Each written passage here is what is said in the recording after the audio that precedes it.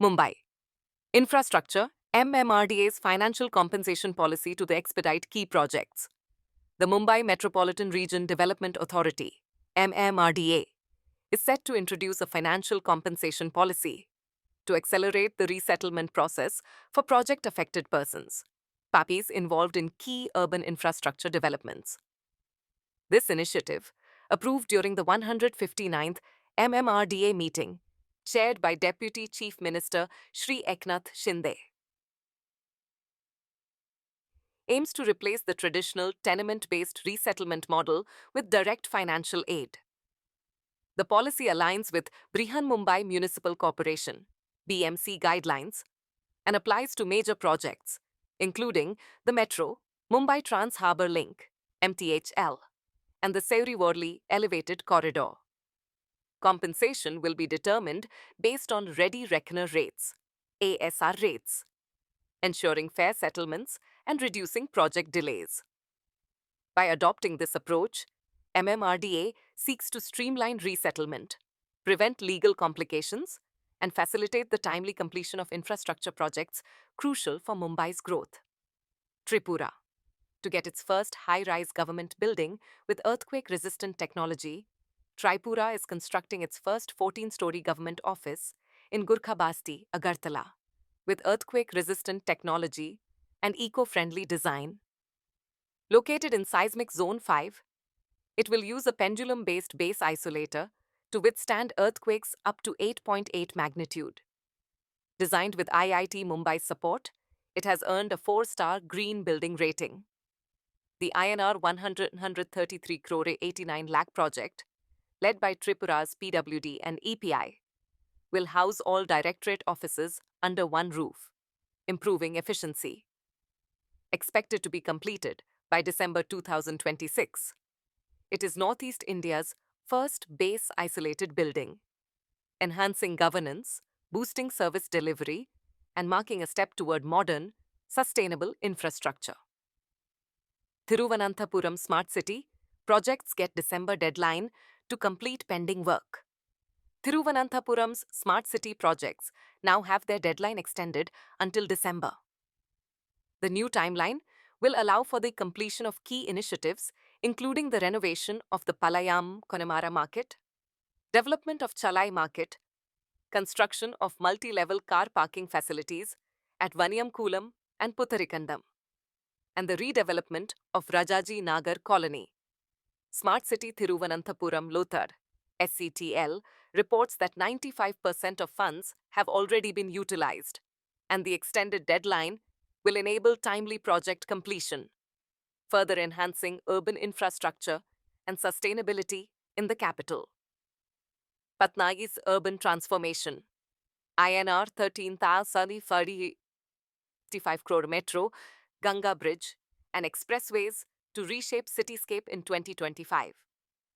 Patna is undergoing a major infrastructure overhaul, led by the INR 13,365 crore 77 lakh Patna Metro project, with the 6.6-kilometer priority corridor set to open by August 15, 2025. The city will also host India's longest road bridge, the 9.76-kilometer Kachi Darga, Bidupur Bridge over the Ganges, and embark INR 3,712 crore 40 lakh Patna Ara Sasaram Expressway. Under the Smart Cities mission, 17 of 33 projects are complete, while the proposed Greater Patna plan will extend city limits to 14 new blocks.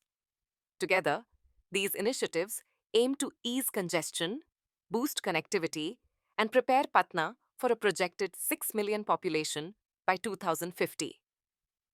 India's office market reaches record high at GCC's this drive demand in Q1 2025. India's office market recorded an all-time high of 28.2 million square feet in transactions during Q1 2025, reflecting a 74% year-on-year surge, according to Knight Frank. Global Capability Centers, GCCs, were the dominant occupiers, accounting for 44% of total space, with Bengaluru leading at 65% of all GCC transactions. The third-party IT services sector contributed 19%, benefiting from a resurgence in demand. Experts noted India's cost advantage and talent access as key drivers. With office space demand remaining strong, the market is projected to expand by 5 to 6% in 2025, reaching 75 to 78 million square feet. Premium housing fuels residential sales growth in Q1 2025 as ultra-luxury segment booms. Residential sales across India touched 88,274 units in Q1 2025, marking a 2% year-on-year rise, with the premium housing segment, priced above INR 1 crore, accounting for 46% of total sales. Pune and Chennai posted 20% and 10% annual sales growth, respectively, while Mumbai retained its top spot as the country's largest housing market. The ultra-luxury category, above INR 5 crore, surged 483% year-on-year. Simultaneously, new launches reached 96,309 units, continuing to outpace sales for the 10th straight quarter. Mumbai and Bengaluru contributed 44% of all new launches. NCR led premium sales, INR 2 crore plus, while Bengaluru had the highest launch growth at 26% year-on-year. Delhi property deals. 2 single-owner bungalows in Golf Links fetched a cumulative INR 233 crore. In 2 notable real estate deals in Delhi's Golf Links, private equity executive Sanjay Kukreja and his wife, Shavita Sharma, acquired 11,250 FT bungalow for INR 155 crore from Pradeep Varma, who subsequently purchased another bungalow of 6,498 FT in the same area for INR 78 crore 50 lakh. The transactions underscore the premium commanded by single-owner properties in this sought-after market, where most bungalows are multi-owned.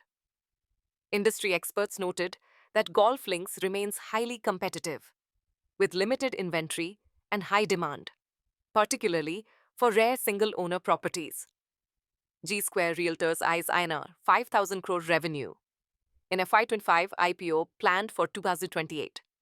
Chennai-based land aggregator and real estate firm G Square Realtors Pivot Lotto aims to double its revenue to INR 5,000 crore in the current financial year. The company is expanding across Tamil Nadu, Karnataka, and Hyderabad, including Tier 2 towns.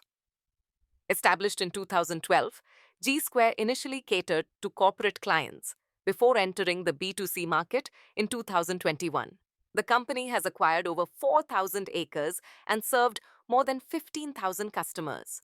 It recently launched Aranya, a premium residential project in Porur, Chennai, with plots priced between INR 4,290 and INR 6,000 per square feet. The firm is also planning an IPO by 2028. Runwell Enterprises files for INR 1,000 crore IPO, aims to repay debt and fund new projects.